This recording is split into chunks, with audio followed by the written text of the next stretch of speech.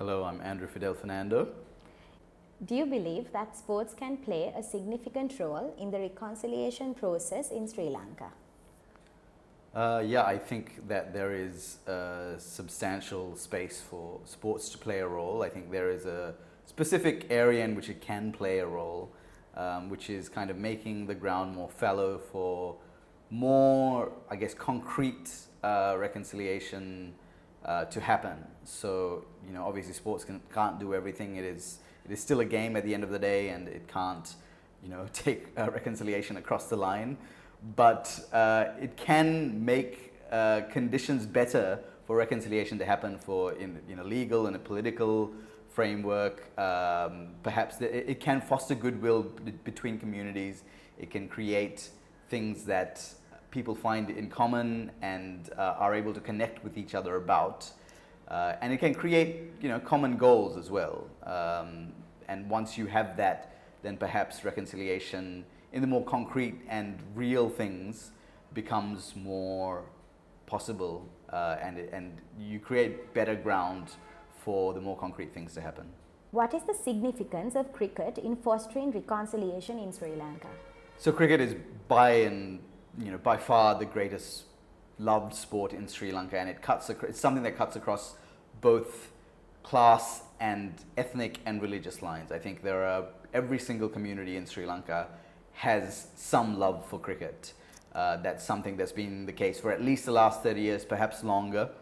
And it is because it is such a pan-Sri Lankan passion, that is why cricket in particular, more than perhaps some other sports, has that potential to create this ground for reconciliation, because it is understood, it is something that has been in Sri Lankan households from right from the northern tip of the country right to the bottom. It has been everywhere, and people know the cricketing icons of the country. People know cricketing icons of other countries, and it is a common language, I think, that everybody speaks.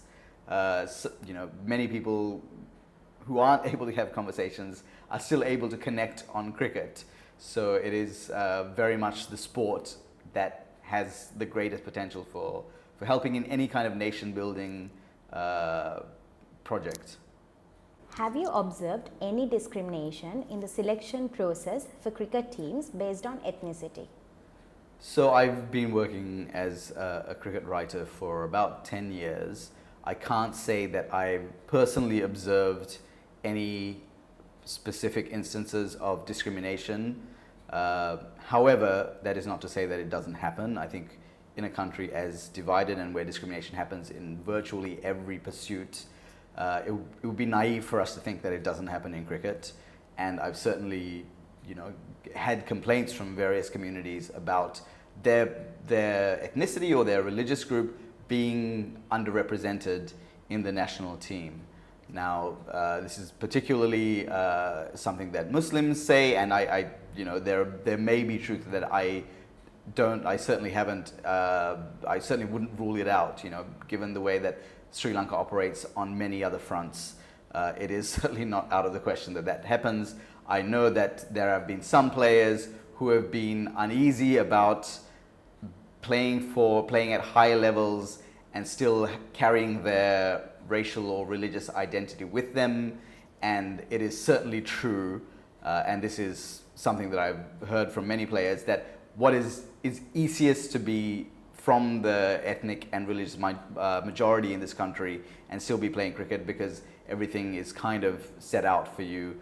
For example, for a very long time, or I think that's changed recently, but for a very long time there were period ceremonies at Sri Lanka cricket before teams went on tour. Very few other religions were represented there. There was, there's been all sorts of other stuff, and also, with the war, there's also been very little cricket penetration, or little that Sri Lankan cricket has done for the north, and it's only been in the last 14 years that they've even really been aware of this northern population as a place where they still administer cricket. So I would say that it's not as if there's obvious active discrimination, but I certainly think that there's a lot of passive discrimination. Has Sri Lanka done enough to spread cricket to the north? I absolutely don't think so. There is an incredible love for cricket in Jaffna. Jaffna has a wonderful cricketing tradition that stretches back well over 100 years, almost as long as the cricketing tradition in Colombo. And Sri Lanka cricket has done a very poor job of bringing the north into the fold. There's been several times when Sri Lankan cricket officials have suggested that there's going to be a stadium there, that they're going to form a first-class team there. Those things have never materialized. All that's happened is that SLC, by proclaiming this, have gained some political goodwill, but there's been no concrete steps to bring the north into the fold. And so when we're talking about cricket and reconciliation, this is what needs to happen, is that the north really needs to be brought in. And what that means is that there needs to be investment in northern cricket, in Jaffna cricket, where there is already love for cricket. We know that from many decades of history there. And for them to be allowed to play in within the leagues that Sri Lankan cricket administers, and to develop players within the city itself without them having to come to Colombo. This is a thing that's not just Jaffna related. There's also a bit of regionalism here. Anuradhapura, Polonnaruwa, not completely the same story, but similar stories in terms of them being left out in the cold. But Jaffna, where there is perhaps even more ardor for cricket there, has not had the kind of investment that it deserves. And this many years after the war, that's not really excusable. Are there any initiatives or programs within Sri Lanka's cricket community that actively promote reconciliation among different ethnic or religious groups? There's not really been much from Sri Lanka cricket itself. There has been stuff that has happened parallelly. So something like the Murali Cup that used to run several years ago, although that has stopped running now, was billed as a cricket tournament that would foster reconciliation, and to some extent it did. It re-established some cricketing ties between northern schools and southern schools, and it allowed kids in Colombo, kids in Kandy, kids in other parts of the south, in other parts of the country, to go to the north and experience what it was like to be in the north, to rub shoulders with northerners, with kids their age who had this same passion for cricket. So that was fantastic to see. Although that initiative kind of ran out of steam after a little while. More recently, there's been things like the LPL has a team that is nominally from Jaffna. So that has, particularly in the first year of the LPL, when it was owned by a company that was, the team was called Jaffna Stallions then, where that had a vision to expand the game in the north. That was cut short by SLC for other reasons, but again, we're going back to this theme that SLC doesn't really care about spreading the game even within their own country, and Jaffna is very much a victim of that. So there have been efforts. They have been kind of informal. They've been a little bit haphazard. What it will take, what it will take is for people at the center, either SLC or for the sports ministry, which obviously still has, for whatever the ICC says, still has huge amounts of influence at SLC. What it will take is for them to form policy to say, we're going to bring northern and eastern Sri Lankans into the fold in terms of playing cricket in the country, in terms of developing talent in those regions, in terms of making cricket more accessible to people in those regions. And in order to have a Sri Lankan team that is truly representative of our various regions and our various ethnicities and religions. So that is something that certainly hasn't happened. It's not happening. There have been talks about it happening. They kind of pretend to make that happen. It certainly isn't. Right now there's a National Super League going on in which one of the teams is nominally called the Jaffna team. But has there been any real meaningful reaching out to the Jaffna cricket community to try and establish the sport there, or to try and develop the sport there? There really hasn't been. So that's what I would be very critical of. Something as simple as taking a team full of Sri Lankan players up to the north to play an exhibition match. There are one or two turf pitches there. Improving facilities there. The exhibition match concept has happened before. I think during the ceasefire, a team with Murali and others had gone up to the north and to play a match. But these are things that have not happened 14 years after the war, and they are hugely overdue. But there is no political will, or perhaps even political vision, or even cricketing vision. To bring more players into the fold means that in future your team is better because you have a wider pool of players to draw from. But none of these things have happened, and it kind of lays bare the narrow-mindedness of many in both cricket and sporting administration, and I will very much include successive sports ministers into that description. Can you draw any parallels or lessons from other countries where sports have successfully promoted reconciliation? Yeah, so I mean the big one there is South Africa with rugby, and not South Africa with cricket, and I will try and explain the difference there. So South Africa with rugby had a quota system for a while, or made it their goal to transform their rugby team. They are now 2 times on the trot winners of World Cups, by the way, under Siya Kolisi, a black captain. Rugby was a sport which was very much used as a weapon against the black community during apartheid.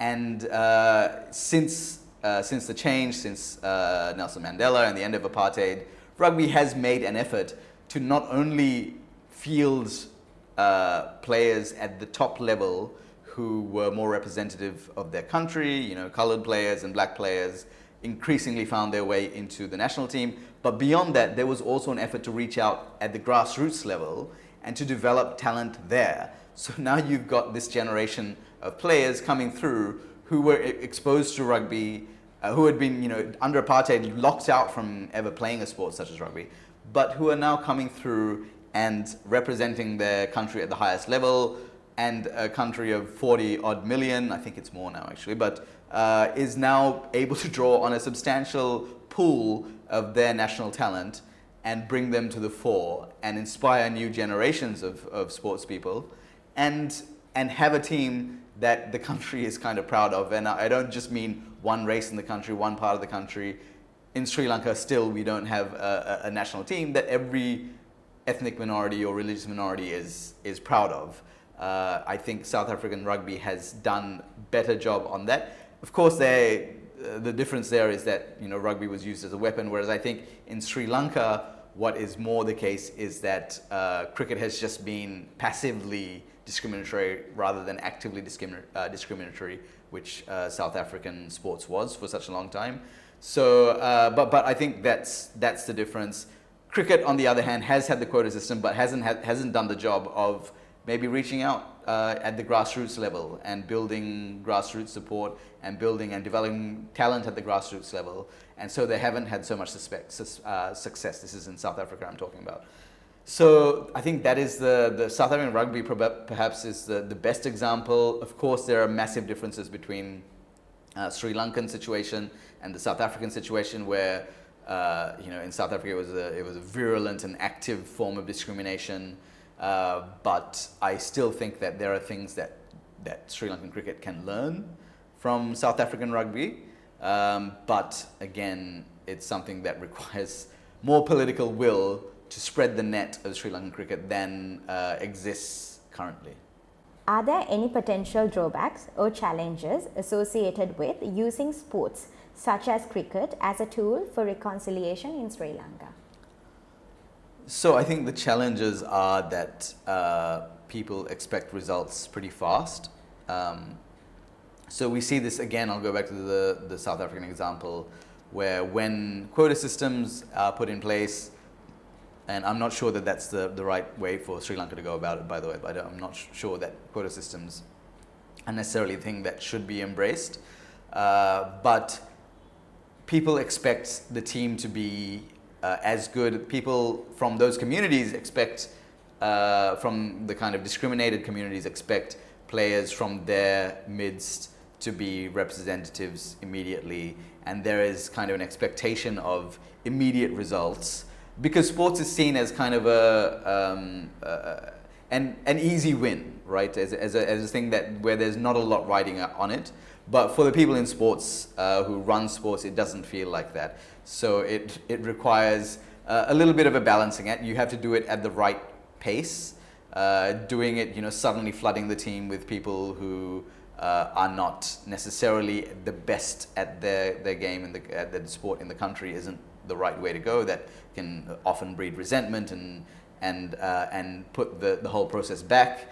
But what Sri Lanka should aim for is, in 20 years' time, in 30 years' time, can we have a cricketing team in this country that is roughly representative of our ethnic and religious mix and regional mix. I also think that region is something that should be thought about. Sri Lankan cricket is very Western province centric and a little bit of Southern province, and Southern province is becoming more and more dominant. But those are the two main ones. A little bit of Kandy as well, but largely it's that southern 3/4 of the country. Of course, that's where the population also is. But it's also quite surprising that other parts of the country haven't produced cricketers at the rate that we expect. So I think that there should be general targets going forward, and thinking about how do we, if there is a region lagging behind, if there's the province lagging behind, how do we invest in those places so that they start producing higher quality cricketers? Cricket is something that, as I said earlier, like so many of our ethnic and religious groups can get behind and are interested in and understand the language of one of the most impenetrable sports in terms of tactics and in terms of understanding how it's played, is one of the most common and easily understood languages that we have in this country. So that is something that certainly is worth working with. It's something worth looking at as a way to make reconciliation, make the ground ready for reconciliation.